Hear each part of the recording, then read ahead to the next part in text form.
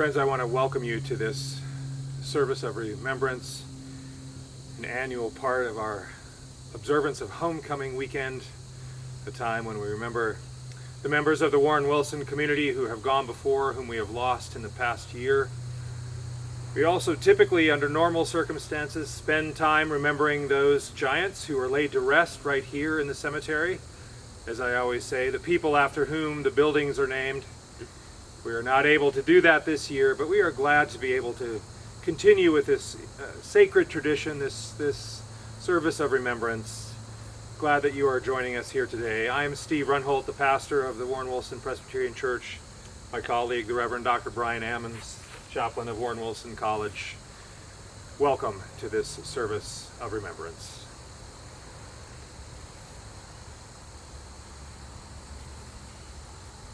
We scatter this soil to remember that we are all dust, and to dust we shall return. We gather to remember and give thanks for those who've gone before us.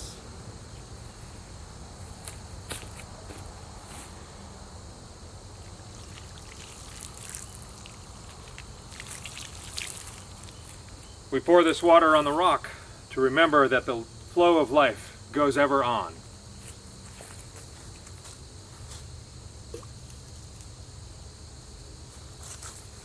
We gather to remember and give thanks for those who loved us and taught us and welcomed us. We center ourselves now in this beautiful and sacred space. We gather to remember and give thanks for the lives we have lived and the lives we will continue to live. It's become tradition in these last few years to read the names of those who have gone on this year, who are part of the Warren Wilson community, friends and families, teachers, staff members, who have been part of us and journeyed with us in the Warren Wilson community. As we prepare to read these names, we remember that in life and death, we belong to God forever. Nola Franklin, Stephen Searles, David Broderick, Sylvia Carter, Helen Hemsley, Ray Stock, Steve Williams, Krista Freeman, Shirley Heiss, Liesel Mueller, Mary Henry, Leo Zapata, Ki Zhuang, Peter Lawrence, Alex Punchy McNeil, Barbara Bobby Miller, Carl Jean Mills, Samuel Ray, Edwin Clark, John Spence, Jackie Stamey, Philip Thornton, Samuel Wagner, Gustavo Villar, Sarah York, Russell Zumstein, Jason Clements, Patricia Pat Larson, Sandy Piercy, Elizabeth Pritchard, Sandra Sherlin, Daniel Stillwell, Ruth Lawrence, Martha Stiles, Britta Diedrich, Barbara Hempelman, David Mashburn, Pete Tollison, James Trantham, Douglas Oldenburg, Bliss Moorhead, Dorothy Herbert, Scott Lattimore, Martha Libby Curtis, Lorraine Formato, Sarah Gambrell, Ed Anderson, Jared White, Martha Guy, David Ivy, Beverly Scrow, Devere Lentz, Francis Mann, Cynthia Renee Grindstaff, Lila Cohen, Marilyn O'Dell, Verna Minch, Deborah Eade, Catherine Rorson.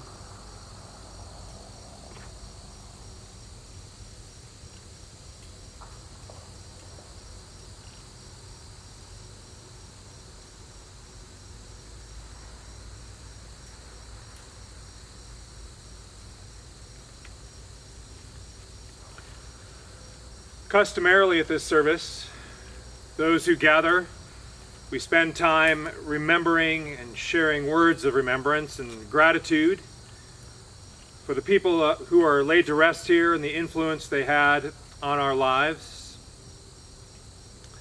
Again, we obviously can't do that this year in that same way, but I do want to remember 3 names in particular this year.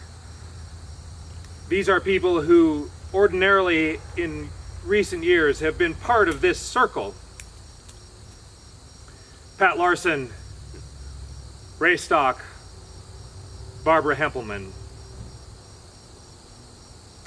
And just to share a brief vignette about each one of these towering figures in the history of Warren Wilson College.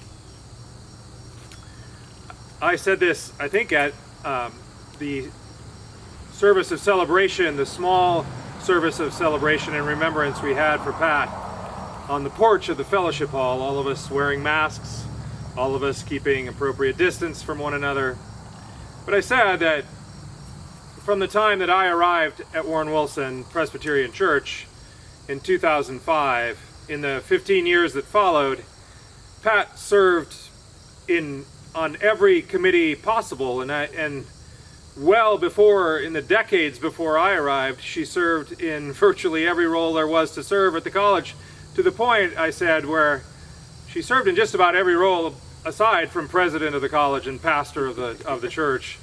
But otherwise, she served in just an endless variety of roles, both on the college side and on the church side. I always thought of Pat as a kind of weight-bearing pillar, the kind of pole that you have maybe in a garage where the house extends over the garage and there's that pole in the middle. You take that pole out and everything falls down, and that's how I thought of Pat. That's the role she played in our life, how important she was in the life of the church, and also, I think, in the life of the college. Ray Stock is probably best known for saying no to every new idea that was ever proposed to him. And yet, he was a man who could change his mind. He did change his mind, even right at the end. He changed his mind about our policy, even right here at the Warren Wilson Cemetery. We are now, because of Ray's change of heart and change of mind, we are officially and formally a green cemetery where people can be laid to rest without traditional internment methods. But apart from that instinctive no that one always got from Ray, I learned quickly that he was among the sweetest and kindest men I have ever known. He was also the keeper of this cemetery, one of our trustees, and there is now a fund established in his honor to help us maintain this cemetery. Barbara Hempelman, she goes back farther than any of them, I think. When I called Mary Wheeler, Mary also someone who is typically in this circle for this service, I called Mary Wheeler to deliver the news personally that Barbara had passed.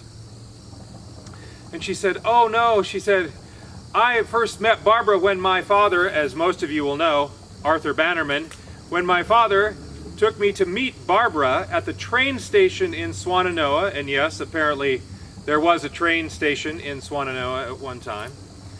When my father took me to meet Barbara when she was arriving here when I was 4 years old. That's how far Barbara Hempelman goes back in the life of this college. So we give particular and special thanks for the lives of these lovely, beautiful people, these tireless, devoted servants, both in the life of the college and in the life of the congregation of the Warren Wilson Presbyterian Church. Thank you, Steve. I met Barbara Hempelman when she was sitting on those stairs And I remember that Pat always sat right here, and the circle of folks that gathered around here, and particularly those three, um, have meant so much to this tradition and keeping this tradition alive. Let's close in prayer. Eternal God, we give you thanks today for places and times when we feel safe and loved, when we feel at home, including this time and this place.